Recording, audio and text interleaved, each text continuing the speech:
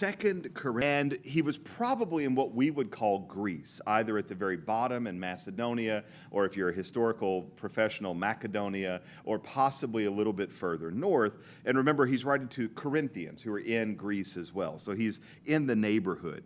Paul's theme here is very, very specifically ministry.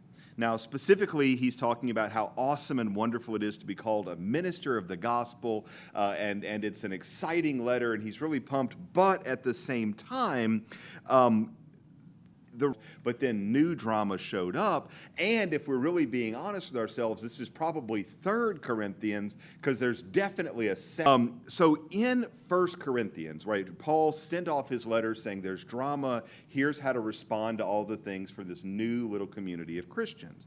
Well, Paul's advice was taken, and the problems in the community we have evidence of was cleared up pretty well, but the new problem is that some Jews have arrived from out of town, and they don't like Paul personally. Now, that talk where people get their quality news, that didn't have any slant or bias. And so all they knew was that Paul was this jerk who, had done all these jerky things. And now here he is preaching Christianity. Is it a scam? Is it a lie? We don't know. So it's not like these Jews are bad folks, but they've arrived in town and they're saying that Paul, what a jerk. You don't want anything to do with him.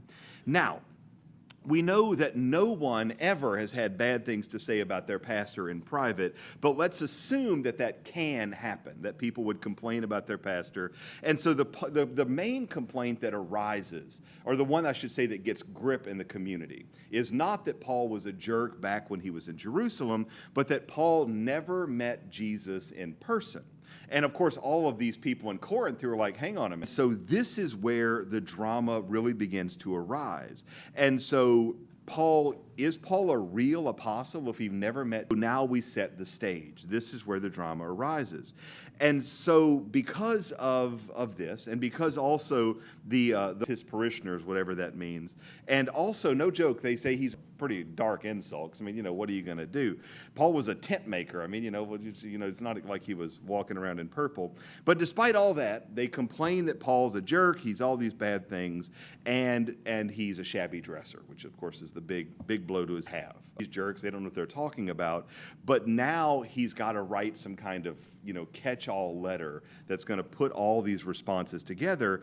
And so we have this kind of come to Jesus letter where he's going to take his time and address these issues that are leveled against him. Also, I should say that the scholars of this kind of stuff believe that the second letter, this letter is make this letter seem, 2 Corinthians, Paul wants to talk about Jesus. In fact, as they don't like me, they don't like me. What am I going to do? He really has to kind of have a good reputation. His reputation has to be intact.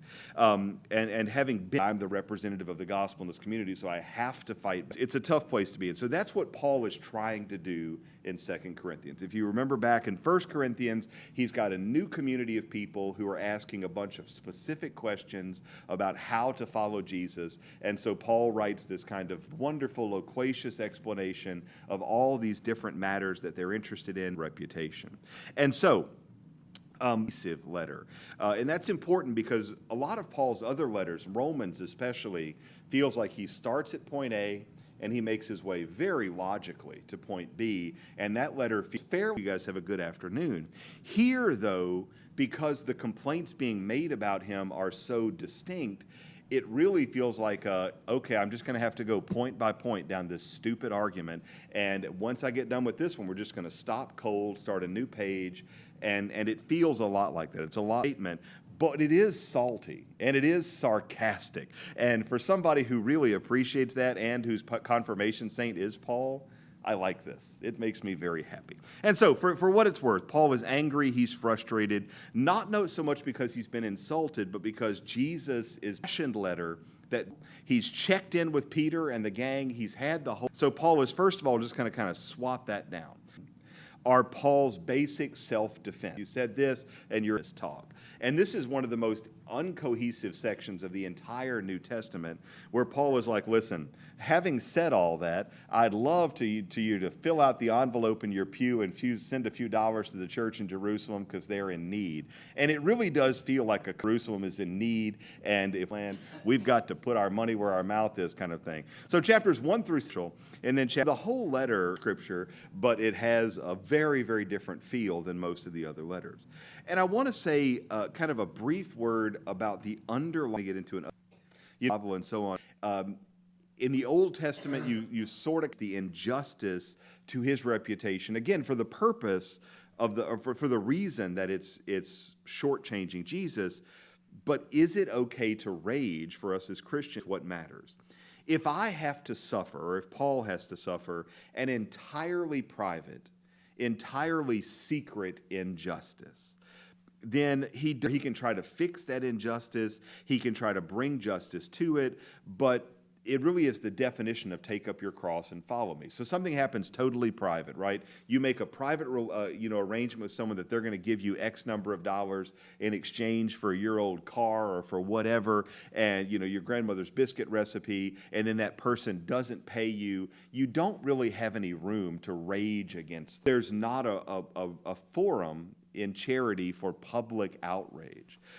But, and Paul kind of alludes to this, if Paul is treated with injustice in a public way and he represents something more than himself.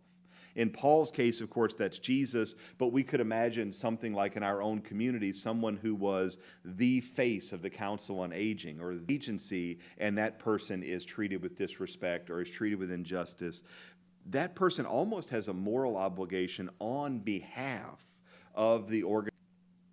Again, in charity, against any representative, if that person's reputation is damaged and they don't do anything to fix it, then there is a certain crime against the church of scandal. And so we've, of course, seen this a lot in the last 30 years in the American church, but it is something that raises a little bit of a question about why Paul can or should rage out, especially in those last 4 chapters, against the damage being done to his reputation. And of course, here we see that the reason is because Jesus is the one being shortchanged, is with the nonsense. And as I said, if this is the more considered, more thought out letter, I really would like to see a copy of the actual 2 Corinthians where he just shot from the hip and just ranted and raved. But that's it. That's 2 Corinthians. It's not a particularly hard letter to understand, but it's not a letter I could stick in with 1 Corinthians because it just didn't make sense to put these two together. And so that is the entirety of our. Those who are watching this live, do please be aware, joining us in the CU Catecast. I've been Father Ryan Humphries.